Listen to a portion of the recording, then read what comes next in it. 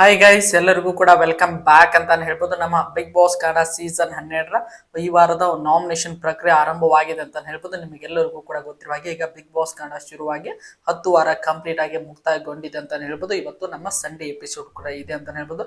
ಒಟ್ಟಾರೆ ಈ ವಾರ ಬಿಗ್ ಬಾಸ್ ಮನೆಯಿಂದ ಹೊರ ಹೋಗಲು ಒಟ್ಟಾರೆಯಾಗಿ 9 ಜನ ನಾಮಿನೇಟ್ ಆಗಿದ್ರು. ಅದರಲ್ಲಿ ನಮ್ಮ ಅಭಿಷೇಕ್ ಶ್ರೀಕಾಂತ್ ಅವರು ಬಿಗ್ ಬಾಸ್ ಮನೆಯಿಂದ ಔಟ್ ಆಗಿದ್ದಾರೆ ಅನ್ನುವಂತ ಮಾಹಿತಿ ಬರ್ತಾ ಇದೆ.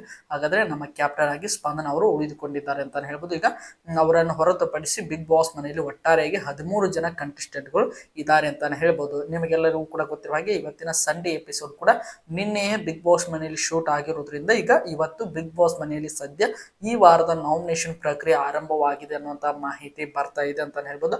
ಹಾಗಾದ್ರೆ ಈ 11ನೇ ವಾರದ ನಾಮಿನೇಷನ್ ಪ್ರಕ್ರಿಯೆಯಲ್ಲಿ ಬಿಗ್ ಬಾಸ್ ಮನೆಯಿಂದ ಹೊರ ಹೋಗಲು ಯಾರ್ಯಾರೆಲ್ಲ ನಾಮಿನೇಟ್ ಆಗಿದ್ದಾರೆ ಅನ್ನುವಂತ ಕಂಪ್ಲೀಟ್ ಇನ್ಫಾರ್ಮೇಶನ್ ಅನ್ನ ಈ ಒಂದು ವಿಡಿಯೋದಲ್ಲಿ ನೋಡ್ತಾ ಹೋಗೋಣ. ಅದಕ್ಕೋಸ್ಕರ ನೀವಿನ್ನು ನಮ್ಮ ಚಾನಲ್ಗೆ ಸಬ್ಸ್ಕ್ರೈಬ್ ಮಾಡ್ಕೊಂಡಿಲ್ಲ ಅಂದ್ರೆ ಎಲ್ಲರೂ ಕೂಡ ಚಾನಲ್ಗೆ ದಯವಿಟ್ಟು ಸಬ್ಸ್ಕ್ರೈಬ್ ಮಾಡ್ಕೊಂಡು ಸಪೋರ್ಟ್ ಮಾಡೋದನ್ನ ಯಾವುದೇ ಕಾರಣಕ್ಕೂ ಮರೀಲಿಕ್ಕೆ ಹೋಗಬೇಡಿ. ಬನ್ನಿ ವಿಡಿಯೋನ ಶುರು ಮಾಡೋಣ. ಒಟ್ಟಾರೆಯಾಗಿ 13 ಜನ ಸ್ಪರ್ಧಿಗಳು ಉಳಿದುಕೊಂಡಿದ್ದಾರೆ. ಅದರಲ್ಲಿ ನಮ್ಮ ಸ್ಪಂದನ ಅವರು ಕ್ಯಾಪ್ಟನ್ ಆಗಿರುವಂತ ಕಾರಣ ಅವರನ್ನು ಯಾರು ಕೂಡ ನಾಮಿನೇಟ್ ಮಾಡುವಂತಿಲ್ಲ. ಇನ್ನು ಉಳಿದಿರುವಂತಹ 12 ಜನ ಸ್ಪರ್ಧಿಗಳ ಪೈಕಿ ಎಷ್ಟು ಜನ ನಾಮಿನೇಟ್ ಆಗಿದ್ದಾರೆ ಅಂತ ನೋಡ್ತಾ ಹೋದಾದ್ರೆ ನಮಗೆ ಬಂದಿರುವಂತಹ ಮಾಹಿತಿ ಪ್ರಕಾರ 7 ಜನ ಸ್ಪರ್ಧಿಗಳು ಈ ವಾರದ ನಾಮಿನೇಷನ್ ಲಿಸ್ಟ್ ನಲ್ಲಿ ಇದ್ದಾರೆ.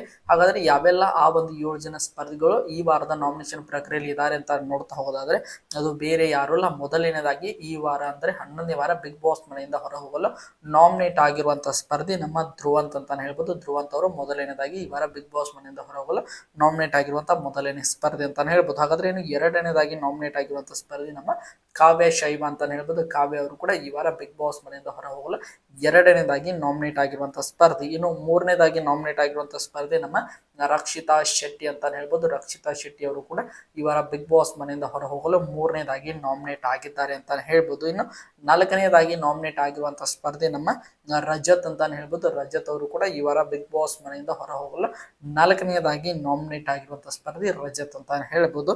ಇನ್ನು ಐದನೇದಾಗಿ ನಾಮಿನೇಟ್ ಆಗಿರುವಂತಹ ಸ್ಪರ್ಧೆ ನಮ್ಮ ರಾಶಿಕಾ ಶೆಟ್ಟಿ ಅಂತಾನೆ ಹೇಳ್ಬೋದು.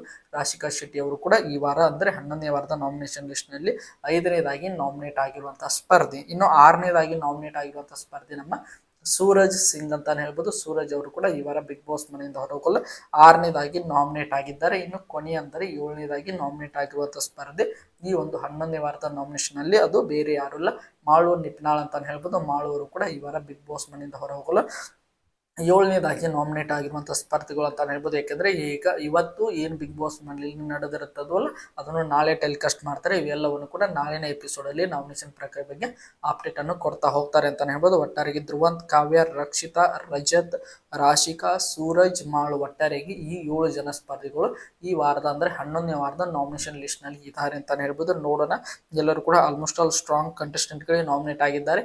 ಏನಾಗ್ತದಂತ ವೇಟ್ ಮಾಡಿ ನೋಡೋಣ. ಒಟ್ಟಾರೆಯಾಗಿ ಈ ಒಂದು 7 ಜನ ನಾಮಿನೇಟ್ ಆಗಿರುವಂತಹ ಸ್ಪರ್ಧಿಗಳ ಪೈಕಿ ನಿಮ್ಮ ಪ್ರಕಾರ ಈ ಮುಂದಿನ ವಾರ ಬರುವಂತ ಈ ವಾರದ ಎಪಿಸೋಡ್ ನಲ್ಲಿ ಯಾರು ಬಿಗ್ ಬಾಸ್ ಮನೆಯಿಂದ ಹೊರಗಡೆ ಹೋಗಬೇಕು ಎಂಬುದನ್ನು ಕಮೆಂಟ್ ಬಾಕ್ಸ್ ಅಲ್ಲಿ ಕಮೆಂಟ್ ಮಾಡಿ ಅಂತ ಹೇಳ್ತಾ ಈ ಒಂದು ವಿಡಿಯೋನ ಮುಗಿಸ್ತಾ ಇದ್ದೀನಿ. ಎಲ್ಲರಿಗೂ ಕೂಡ ಧನ್ಯವಾದಗಳು. ಹೀಗೆ ಸಪೋರ್ಟ್ ಮಾಡ್ತಾ ಇರಿ, ಲೈಕ್ ಮಾಡಿ, ಶೇರ್ ಮಾಡಿ, ಹೇಗೆ ಸಬ್ಸ್ಕ್ರೈಬ್ ಮಾಡ್ಕೊಂಡು ಮತ್ತೆ ಮುಂದಿನ ವಿಡಿಯೋದಲ್ಲಿ ಸಿಗೋಣ. ಎಲ್ಲರಿಗೂ ಕೂಡ ಧನ್ಯವಾದಗಳು.